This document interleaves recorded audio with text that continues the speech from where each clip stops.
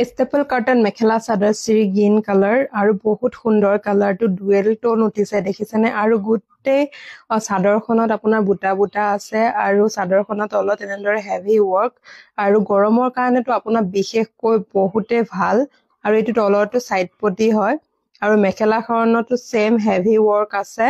এখন মেখেলা হয় ইয়াতো পুৰা হেভি ৱৰ্ক আছে আপোনালোকে পিন্ধি বহুত ভাল পাব পাৰ্টি ওয়্যাৰ টাইপ বা ডেইলি ওয়্যাৰ সকলো